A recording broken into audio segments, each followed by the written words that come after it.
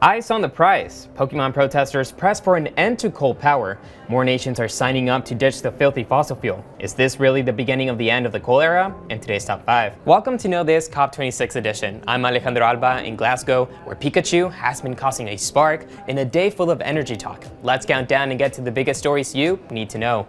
Starting at number 4, a Pikatroop of protesters are using the center of attention at COP26, demanding that Japan phase out of coal power by 2030.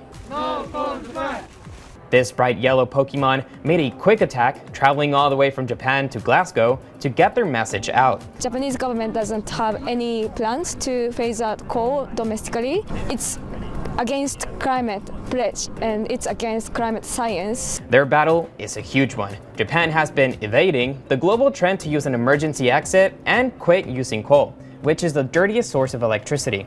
The nation is even making a dash to build more coal-burning power plants, which many find pretty stunning coming from such an advanced economy.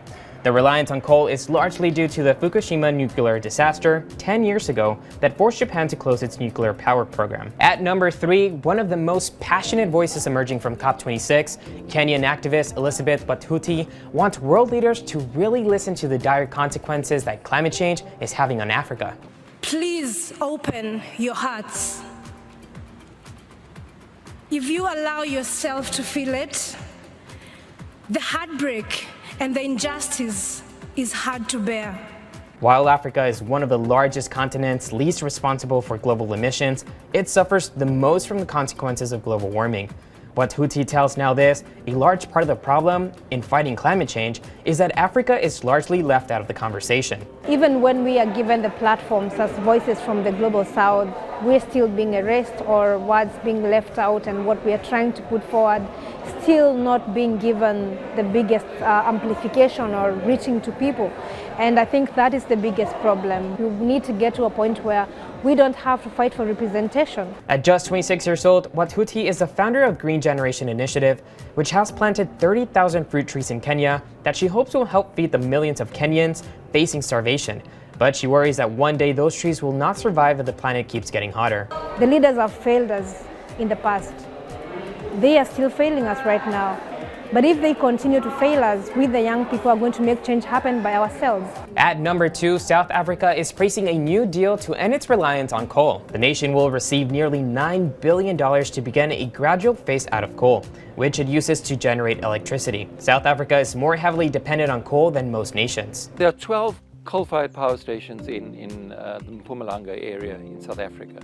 And these are some of the world's biggest power stations. You're talking about, in excess of 4,000 megawatts. These power stations do not have the pollution control mechanisms on because they were developed in the old apartheid system. There are hundreds of thousands of people who work in the mines to survive. The toll on human health is staggering. One recent study found more than 5,000 South Africans die each year in the country's coal belt due to toxic air. Mntanami angeke aphile isikhathi eside because of lapha mayini. Lokho kona kuyanginikeza ukuthuka. Ukuthi anytime angafa noma yini ngalesi mana. Relatively speaking, the money pledged at COP is just the beginning, as some estimate the transition to clean energy in South Africa will cost up to $60 billion. And at number 1, quitting coal. 77 nations say they'll shift away from the filthy fossil fuel, but when all the coal dust settles, will these pledges really work? While the headline is hopeful, today, I think we can say that the end of coal is in sight. Skeptics are quick to point out some glaring gaps which let some of the biggest coal polluters off the hook for now. That includes the US, China, Australia, and India, who did not sign on to give up coal. And for those that did, the pledge is non-binding, so there really isn't a way to enforce them to do so. Developing countries will need billions of dollars to phase coal out, which basically comes down to wealthy countries paying them to do what they won't do at home. Jennifer Lakey is the global director for the energy program at the World Resource Institute. She tells NowThis the transition away from coal will be challenging. It takes time, and people have to be retrained, and you have to have ways to bring people into the clean energy economy. So you can't just shut things down without a plan to help people manage that transition.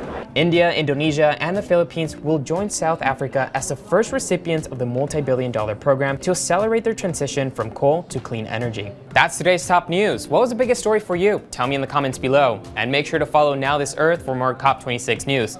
We'll see you right back here tomorrow for more news you need to know.